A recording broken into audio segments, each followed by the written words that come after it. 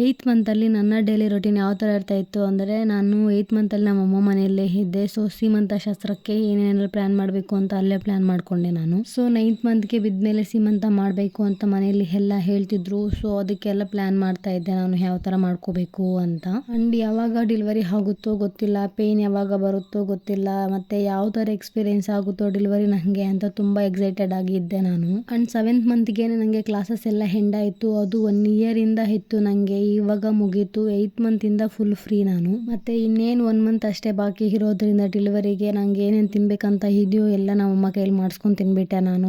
ಏನು ಬಿಟ್ಟಿಲ್ಲ, ಪ್ರತಿಯೊಂದು ತಿಂಡಿ ತಿನಿಸುಗಳನ್ನ ಮಾಡಿಟ್ಟಿದ್ದಾರೆ ನಮ್ಮಮ್ಮ ನನಗೆ. ಮತ್ತು 8th ಮಂತ್ ಎಂಡವರೆಗೂ ನಾನು ನಮ್ಮಮ್ಮ ಮನೆಯಲ್ಲೇ ಇದ್ದೆ. ಒಂದೇ ಸರ್ 9th ಮಂತಲ್ಲಿ ಊರಿಗೆ ಹೋಗೋಣ ಅಂತ.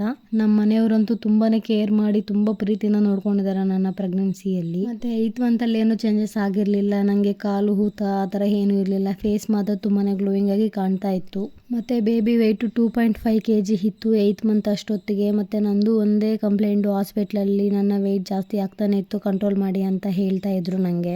ಬಟ್ ಅದೇನೋ ಗೊತ್ತಿಲ್ಲ, ಏನೇ ಮಾಡಿದ್ರು ವೆಯ್ಟ್ ಮಾತ್ರ ಕಂಟ್ರೋಲ್ ಮಾಡೋಕ್ಕೆ ಆಗ್ತಾನೆ ಇರಲಿಲ್ಲ. ನಮ್ಮ ಮನೇಲಿ ನೋಡಿದ್ರೆ ತುಂಬ ತಿನ್ನು ಅಂತ ತಿನ್ನಿಸ್ತಾರೆ. ಹಾಸ್ಪಿಟ್ಲಲ್ಲಿ ನೋಡಿದ್ರೆ ಕಂಟ್ರೋಲ್ ಮಾಡು ಅಂತ ಹೇಳ್ತಾ ಇದ್ರು. ಏನೇ ಮಾಡಿದ್ರು ಕಂಟ್ರೋಲ್ ಮಾತ್ರ ಆಗಲಿಲ್ಲ ನನಗೆ ಲಾಸ್ಟಿಗೆ. ಮತ್ತು ನಾರ್ಮಲ್ ಡೆಲಿವರಿ ಆಗಬೇಕು ಅಂದರೆ ವೆಯ್ಟ್ ಕಂಟ್ರೋಲಲ್ಲಿ ಇರಬೇಕು ಅಂತ ಹೇಳಿದ್ರು. ಗ್ರೋತ್ ಸ್ಕ್ಯಾನ್ ಮಾಡಿದ್ರು 8th ಮಂತಲ್ಲಿ. ಬಟ್ 7th ಮಂತಲ್ಲಿ ನನಗೆ ಒಂದ್ಸರಿ ಚೆಕ್ ಮಾಡಿದಾಗ ಬೇಬಿ ಹೆಡ್ ಡೌನ್ ಆಗಿತ್ತು ನನಗೆ. ಸೊ ನನಗೆ ನಾರ್ಮಲ್ ಡೆಲಿವರಿ ಆಗುತ್ತೆ ಅಂತ ಹೇಳಿದ್ರಲ್ವಾ. ಸೊ ನಾರ್ಮಲ್ ಡೆಲಿವರಿನೇ ಬೇಕು ಅಂತ ನಾನು ಹೇಳ್ತಾ ಇದ್ದಿದ್ದರಿಂದ ಅವರು ನೀವು ಮೆಂಟಲಿ ಪ್ರಿಪೇರ್ ಆಗಿ ನಂಗೆ ನಾರ್ಮಲ್ ಡೆಲಿವರಿನೇ ಆಗುತ್ತೆ ಅಂತ ಹೇಳಿದ್ರು. ಮತ್ತು ನೀವು ನಾರ್ಮಲ್ಲೇ ಬೇಕು ಅಂತ ಹೇಳ್ತಾ ಇರೋದನ್ನ ನಂದು ಒಂದು ಸಜೆಷನ್ ಇದೆ ಅಂತ ಹೇಳಿದರು. ಪೇಯ್ನ್ಸ್ ಜಾಸ್ತಿ ಬರುತ್ತೆ, ತಡ್ಕೋಬೇಕು ಅಂತ ಮುಂಚೆನೇ ಹೇಳಿದರು ನನಗೆ. ಪೇಯ್ನ್ಸ್ ಓವರ್ ಆಗಿ ಬರುತ್ತೆ, ತಡ್ಕೊಳ್ಳೋ ಶಕ್ತಿ ನಿಮ್ಗೆ ಇರಬೇಕು, ಆ ಥರ ಪ್ರಿಪೇರ್ ಆಗಿ ಬನ್ನಿ ಅಂತ ಹೇಳಿದರು. ನೀವು ಪೇಯ್ನ್ಸ್ನ ತಡ್ಕೋಬೇಕು ಅಷ್ಟೇ, ನಾವು ನಾರ್ಮಲ್ ಮಾಡ್ತೀವಿ, ನೀವೇ ಹೇಳಿದ್ರು ನಾವು C-ಸೆಕ್ಷನ್ ಆಪ್ಷನ್ ಕೊಡೋದಿಲ್ಲ ಈ ಥರ ಕೇಸಸ್ಸಲ್ಲಿ ಅಂತ ಹೇಳಿದರು. ಈ ಥರ ಕೇಸಸ್ ಅಂದರೆ ಬೇಬಿ ಹೆಡ್ ಡೌನ್ ಆಗಿರಬೇಕು 8th ಮಂತ್ 7th ಮಂತ್ ಅಷ್ಟೊತ್ತಿಗೆ, ಆ ಥರ ಕೇಸಸ್ಸಲ್ಲಿ ಈ ಥರ ಹೇಳ್ತಾರೆ. ಈ ಥರ ಇತ್ತು ನನ್ನ 8th ಮಂತ್ನ ಜರ್ನಿ ಮತ್ತು ನನ್ನ ಡೈಲಿ ರೊಟೀನ್.